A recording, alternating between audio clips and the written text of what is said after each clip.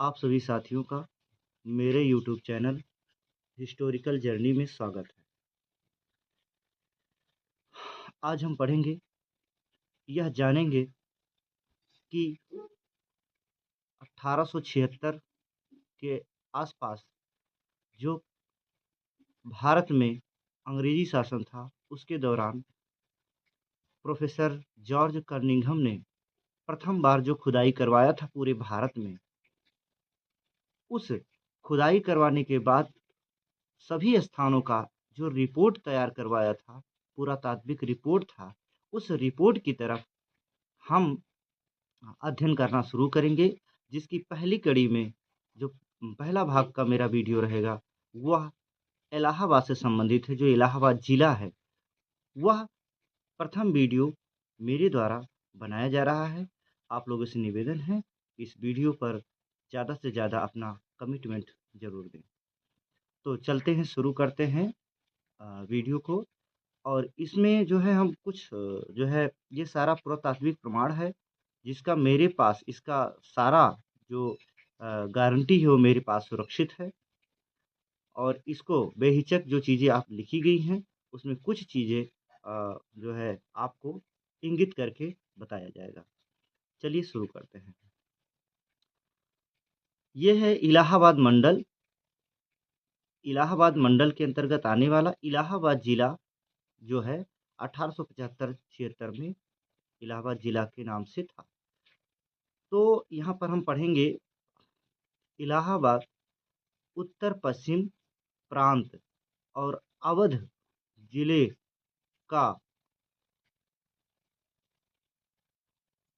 का मुख्यालय और सरकार का मुख्यालय। अक्षांश 25 से 27, 27 से 43 उत्तर अक्षांश उत्तर में है, और देशांतर 81 डिग्री से -54, -12 पूर्व प्राचीन प्रयागराज है, जो गंगा, यमुना और सरस्वती के संगम पर स्थित एक प्रसिद्ध तीर्थ स्थल है, जहां अकबर ने अपना इलाहाबाद, देखिए साथियों यहाँ पर इलाहाबाद जो था ये मुगल ने अपने नाम पे रखा था, अपने भाषा के अनुसार रखा था, जो उनके भाषा के अनुसार था वो इलाहाबाद था। किला, इलाहाबाद का किला बनवाया था। या अल्लाह अल्लाह आबाद, जैसा कि बाद में शाहजहां ने कहा था, है ना? ये किससे कहा था? अल्लाह आबाद, यह शब्द किसने कहा था? शाहजहां ने कहा था, बनवाया था। प्रयागराज का नाम 7वीं शताब्दी में चीनी तीर्थयात्री हुएनसांग, आप जानते हैं कि यह हुएनसांग जो है, यह 7वीं सदी के, 7वीं सदी का मतलब आज से 1300 साल पहले भारत में अ, यात्रा करने आए थे। भारत की जो है भारत के बारे में घूमने आए थे, जानकारी इकट्ठा करने आए थे। हुएनसांग द्वारा अपने यात्रा वृत्तांत में यह दर्ज किया गया है, और संभवतः यह अशोक के शासनकाल जितना ही पुराना है। इसका मतलब यह है कि जो वह किला है इलाहाबाद का, यह किला कितना पुराना है? अशोक के शासनकाल जितना ही पुराना है, जिन्होंने लगभग 240 ईसा पूर्व में एक पत्थर का स्तंभ स्थापित किया था, जबकि किला 16वीं शताब्दी के अंत तक नहीं बना था। इसका मतलब यह है कि 2000 वर्ष इधर, ईसा से 2000 वर्ष बाद, और ईसा से 240 वर्ष पूर्व, इसका मतलब कितना हो गया? ये मान के चलिए कि 2300 वर्ष पूर्व, जैसा कि थंबनेल में भी दिखाया गया था, 2300 ईसा माने 2300 वर्ष पूर्व जो है, पूर्व में एक पत्थर का, आज से 2300 ईसा पूर्व, जो 240 ईसा पूर्व है, इसका मतलब है 2300 वर्ष पूर्व एक पत्थर का स्तंभ स्थापित किया था। किसने? अशोक ने। जबकि किला कब बना था? वो 16वीं शताब्दी के अंत तक भी नहीं बना था। गौर करने वाली बात है यह पॉइंट। और आगे हम पढ़ते हैं, ह्वेनसांग के अनुसार यह नगर दो नदियों के संगम पर, लेकिन एक विशाल रेतीले मैदान के पश्चिम में स्थित था। यह दो संघाराम थे। संघाराम कौन से होते, किसके होते हैं? संघाराम बौद्ध धर्म में होते हैं, है ना। संघाराम वह होते हैं कि जहाँ पे बाहरी व्यक्तियों को या यात्रियों को रुकने का जगह होता है। जैसे आज के समय में हम कह सकते हैं धर्मशाला, धर्मशाला बने होते हैं कि कोई भी आगंतुक आए तो वहाँ पे सस्ते पैसे में या सस्ते भाड़े में या मुफ्त में भी वहाँ पर अपना रह सकता है। तो संघाराम होते थे, जिनमें कुछ हीनयान अनुयायी और कई यहाँ पे ब्राह्मण दिया है, कई ब्राह्मण मंदिर थे। लेकिन साथियों हमको जानना है कि आज का जो ब्राह्मण शब्द है वो बौद्ध धर्म का बमन शब्द है। बम, ब्रह्म, फिर उसके बाद में बमन, और बमन से फिर ब्राह्मण।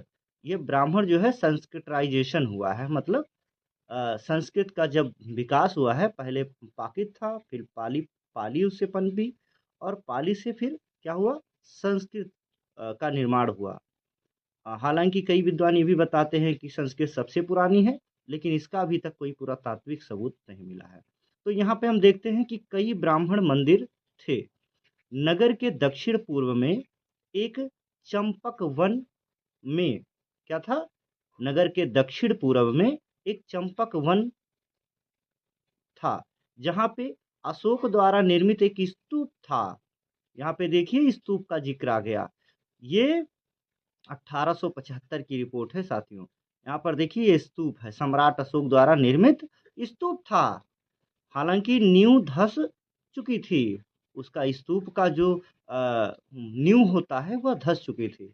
फिर भी ह्वेनसांग के आगमन के समय इसकी दीवारें 100 फुट से भी अधिक ऊंची थी। साथियों देखिए 100 फीट ऊंची थी। 100 फीट ऊंची का मतलब बहुत ऊंचाई हो गया। वह स्तूप की नींव कमजोर भी हो गई थी, धस भी चुकी थी, लेकिन फिर भी उसका जो ऊंचाई था वो कितना बचा था, 100 फुट से भी ऊंचाई अधिक ऊंचा बचा था। इसके बगल में एक स्तूप था। अब देखिए साथियों, यहाँ पर इसके बगल में भी जो ये स्तूप है, जो इसका, उसके बगल में भी क्या था, एक स्तूप और है, जिसमें बुद्ध के केश, केश मतलब बाल, और नख के अवशेष, नख माने नाखून, नाखून के जो टुकड़े हैं और उनके जो बाल हैं वो भी यहाँ पर क्या करते थे, उनके अवशेष, बचे हुए अवशेष थे इस अंतिम स्तूप के पास। साथियों इस अंतिम स्तूप के पास एक प्राचीन संघाराम था। अब स्तूप के पास भी संघाराम बनाया गया था लोगों को, बौद्ध भिक्षुओं को रुकने के लिए। बाहर से जो यात्री दूसरे देशों से आते हैं, दूसरे प्रदेशों से आते थे, दूसरे राज्यों से आते थे, उनके भी रुकने का स्थान होता था। जहाँ देव, देव शब्द भी बौद्ध धर्म का है। हाँ, तो यहाँ साथियों देख रहे हैं हम, जहाँ देव बोधिसत्व लिखा हुआ है, देव बौद्ध भिक्षुओं को कहा जाता था। तो यहाँ पे देखिए आज के हिंदू धर्म में देव देवता जो है, ये सारी चीजें शब्द प्रचलित है, लेकिन ये हिंदू धर्म का बेसिकली शब्द नहीं है। देव जो है, जैसे सम्राट अशोक को देवान प्रिय प्रियदसी, माने देवों के प्रिय, देवों के प्रिय कौन, देव कौन, भिक्षु, बौद्ध भिक्षु को कहा जाता था। तो देव यहाँ पर, जहाँ यहाँ देखिए प्राचीन एक क्या था, स्तूप के पास एक प्राचीन संघाराम था, जहाँ देव बोधिसत्व ने, जहाँ देव माने देव बोधिसत्व कौन होता था, जैसे बाबा साहब डॉक्टर भीमराव अम्बेडकर को भी बोधिसत्व कहा जाता है। क्यों? क्योंकि वो ज्ञान की सबसे ऊंचाई सीढ़ी पे पहुंच चुके थे, मतलब ज्ञान की पराकाष्ठा उनके अंदर आ चुकी थी। तो देव जो है, देव बोधिसत्व, उनके क्या थे, देव बोधिसत्व ने सतशास्त्र, सतशास्त्र माने 7 प्रकार के उस समय शास्त्र वैपुल्य की रचना की। क्या की? सतशास्त्र वैपुल्य की रचना की। और यहाँ पे क्यों, किसने, बौद्ध बोधिसत्व ने, माने भिक्षु बोधिसत्व जो होते थे बौद्ध धर्म में, देव बोधिसत्व ने रचना की। किसकी? सतशास्त्र वैपुल्य की। हीनयान के सिद्धांतों का खंडन किया। किसने किया? इन्होंने, देव बोधिसत्व ने क्या किया? सतशास्त्र वैपुल्य की रचना भी की और हीनयान के सिद्धांतों का खंडन भी किया और ब्राह्मणों को चुप करा दिया। अब देखिए साथियों, जो ट्रांसलेट करता है या अंग्रेज जब थे तो उस समय जो है जब ये रिपोर्ट तैयार की गई थी, तो यहाँ पर देखिए उसका जो ट्रांसलेशन होता है, वास्तव में ब्राह्मण जो शब्द है, ब्राह्मण, ये आज के ब्राह्मण जो जाति है, इस जाति का बात नहीं होता है। बमन होते थे, कई ऐसे बौद्ध भिक्षु भी होते, किसके? हीनयान के भी बौद्ध भिक्षु थे। उनके जो बमन थे, बमन माने बौद्ध भिक्षु, हीनयान के जो बौद्ध भिक्षु थे, बमन जिनको कहा जाता था, को चुप करा दिया। शहर के बीचों बीच एक ब्राह्मण मंदिर था, मतलब बमन मंदिर था। बमन, आज का ब्राह्मण जाति नहीं, बौद्ध भिक्षुओं में बमन होते थे, भिक्षुओं को बमन कहा जाता था। मंदिर था जो सुंदर रूप से अलंकृत था और अपने असंख्य चमत्कारों के लिए प्रसिद्ध था। चमत्कारों का मतलब जैसे होता है ना, अ, जो बौद्ध भिक्षु होते थे तो कुछ अपने आप को ऐसा भी दिखाने की कोशिश करते थे कि ये सारी चीजें मतलब हीनयान के जो होते थे, हीनयान के ज्यादातर लोग चमत्कार या तमाम चीजें ऐसा दिखाने की कोशिश करते थे। तो वो अपना होता है, लेकिन हर धर्म का अपना मुख्य सिद्धांत होता है। मुख्य सिद्धांत ही मायने रखता है, बाकी बाद में क्या लोग उनके अनुयायी मानने लगते हैं, क्या करने लगते हैं, किस रास्ते पे जाते हैं, वो अलग बात होती है। तो यहाँ पे लिखा है यहाँ एक पैसा चढ़ाने पर उतना ही पुण्य प्राप्त होता था। कहाँ? उस मंदिर में। ठीक है, उस मंदिर में उतना ही, एक पैसा चढ़ाने पर उतना ही पुण्य प्राप्त होता था जितना अन्यत्र 1000 स्वर्ण मुद्राएं चढ़ाने पर मिलता था। ऐसे माना जाता था, लोग मानते थे। मंदिर के मुख्य कक्ष के सामने एक विशाल वृक्ष था। मंदिर के मुख्य कक्ष के सामने, जो मुख्य कमरा था, उसके सामने एक विशाल वृक्ष था जिसकी शाखाएं और शाखाएं फैली हुई थी। मतलब जिसकी शाखाएं चारों तरफ फैली थी, ऐसा हम कह सकते हैं यहाँ पे। और जिसकी गहरी गहरी छाया थी। क्या थी? घनी छाया थी। गहरी छाया मतलब घनी छाया थी। ऐसा कहा जाता था कि यह एक मानवभक्षी राक्षस का निवास स्थान था। अब देखिए यहाँ पर ये चीजें जो आ रही हैं, ये दिखा रहा हूँ आप लोगों को। अब यहाँ पे देखिए, यह, हाँ, अब यहाँ पर देखिए कि जो क्या कहते हैं, यहाँ पे फैली हुई थी, जिसकी गहरी छाया थी। ऐसा कहा जाता था कि यह एक मानवभक्षी राक्षस का निवास स्थान था। इसका मतलब ये नहीं है कि बौद्ध धर्म में राक्षस होते हैं आज का, जैसे आंखें बड़ी बड़ी, बड़े बड़े और कुरूप सा चेहरा, ये ऐसी बात नहीं है। पाली भाषा में जो जो मानव भक्षी कहा जा रहा है, राक्षस, मतलब मानव और भक्षी को खाने वाला राक्षस थे। जबकि राक्षस का अर्थ पाली भाषा में क्या होता है? रक्षा करने वाला होता है, रक्षा जिसका शब्द होता है। बाकी प्राचीन जो पाली पाकी थे बुद्ध के समय में, उस समय रक्षा होता था। रक्षा से जब देवनागरी लिपि आई तो क्या हो गया? राक्षस हो गया। तो ऐसा कुछ नहीं था, लेकिन ये है कि जातक कथाओं में आज के अनुसार जब ट्रांसलेट करते हैं तो उसका अर्थ बदल जाता है। का निवास स्थान था। यह वृक्ष मानव अस्थियों से घिरा हुआ था। किससे घिरा था? मानव अस्थियों से घिरा हुआ था। इसका मतलब है कि वहां पर उनके हड्डियां, मनुष्य की हड्डियां, मरे हुए मनुष्यों की हड्डियां, लाशें पड़ी हुई थी, मतलब जिसमें मांस वगैरह नहीं था, क्योंकि अस्थियों का मतलब है कि मांस जिसमें ना हो, केवल हड्डी हो। जो उन तीर्थ यात्रियों के अवशेष थे। किसके अवशेष थे? जो तीर्थ यात्री आते थे, जिन्होंने मंदिर के सामने अपने प्राण त्यागे थे। मंदिर के सामने अपने प्राण त्यागे थे। मतलब कुछ लोगों का उस समय ऐसे भी लोग मौजूद होते थे कि अगर प्राण त्याग दोगे तो मुक्ति हो जाएगी, तमाम चीज। जैसे मान लीजिए हर धर्म में कुछ अपने पूर्वाग्रह होते हैं, या कुछ ऐसा होता है जैसे लगता है कि उनको ऐसा त्याग दोगे, भूखे रहोगे, व्रत रखोगे, 1 महीने खाना नहीं खाओगे, या तमाम प्रकार का त्याग कर दोगे, तो उससे क्या हो जाएगा, पुण्य मिलेगा, या जो है स्वर्ग में जाओगे, नरक में जाओगे। इस टाइप का लोग अपना बना लेते हैं, मानसिक जो है मानसिक अपना कह सकते हैं कि उसको विकार उत्पन्न कर लेते हैं। तो उन लोगों के क्या थे, उन्हीं लोगों के ये अस्थियां थी। यह प्रथा अनादिकाल से चली आ रही है, इसका मतलब है मतलब एक परंपरा बन चुकी थी ऐसा।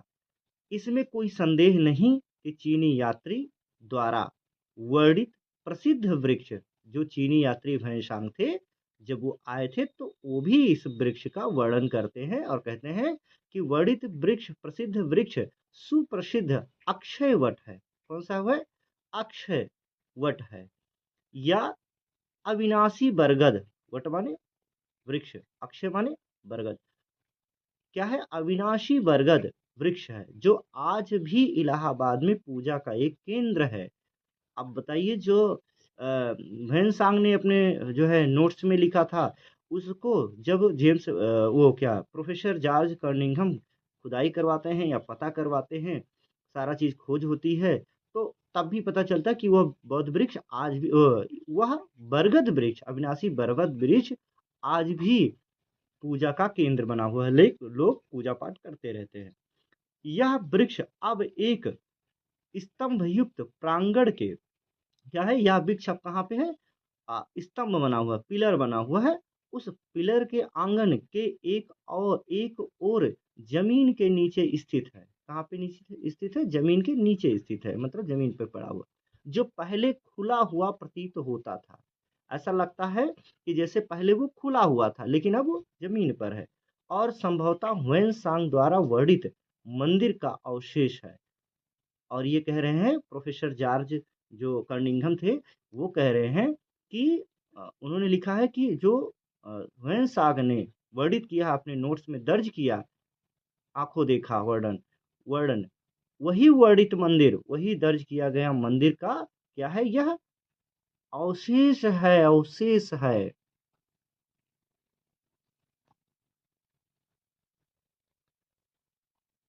तो साथियों, आज बस इतना ही, इस वीडियो में इतना ही। तो साथियों, यह रहा आज का हमारा प्रेजेंटेशन। हमने जो प्रेजेंटेशन दिया, जो आपको बताया, यहाँ पर देखिए, जो यहाँ तक तो सारी बातें हो गई, अवशेष हैं। यह मंदिर इलाहाबाद किले के, जो पहले अल्लाह आबाद के नाम से किसने रखा था, जो है उसमें दिखाया गया है, यहाँ पे आप देख सकते हैं। ये देखिए, अल्लाह आबाद के नाम से किसने रखा था? शाहजहां ने रखा था। ठीक है, तो इस चीज़ को हमें जानना होगा। और दूसरी बात, आप सब यहाँ देखिए, मैं कुछ रेफरेंस दिखा रहा हूँ। रेफरेंस का मतलब, यह बातें मैं अपने तरफ से नहीं रखा, जो जानकारी हमने दिया, यह है नॉर्थ वोटर्स प्रोविंसन गजेटेरियर खंड, इतना, भाग 2, पृष्ठ 156 पर 202 पेनिन कनिंघम। यहाँ पे देखिए ना, कनिंघम महोदय ने जो आर्कोलॉजिकल सर्वे किया करवाया था भारत में, वो जो है उसका रिपोर्ट है ये। आर्कोलॉजिकल रिपोर्ट्स खंड क्या है, ये सारी चीजें हैं, ट्रांसलेट हुआ तो थोड़ा उतना सही से कर नहीं पाया यहाँ। तो 200 और 001, मतलब 001, व्हील द खंड, है ना, व्हील द खंड नंबर 1, खंड नंबर 1, पृष्ठ 230 से 234। तो साथियों, ये रहा आज का हमारा वीडियो। आपसे निवेदन है कि आप अपने जो जिज्ञासु साथी हैं, जो रुचि रखते हैं इतिहास में, और गहरी रुचि रखते हैं इतिहास में, उनको ये वीडियो शेयर करें। और सम्राट अशोक का, बौद्ध इतिहास का, बौद्ध पुरातात्विक साक्ष्यों का, और बौद्ध स्थलों का जो है अधिक से अधिक लोगों तक पहुंचाने के लिए, उसके बारे में जानकारी देने के लिए अधिक से अधिक इस वीडियो को शेयर करें। हमारी इस पोस्ट को लाइक भी करें, और हमारे चैनल को सब्सक्राइब करें, जिससे कि अधिक से अधिक हमारा हम जो है मेरे द्वारा ऐसा वीडियो बनाया जा सके। आगे इस वीडियो में बस इतना ही। इसके आगे की कहानी इसके आगे की जो सत्यता है, जो इतिहास है, उसको अगले वीडियो में प्रेज़ेंट करेंगे। तब तक के लिए इजाज़त दीजिए। नमस्कार, धन्यवाद।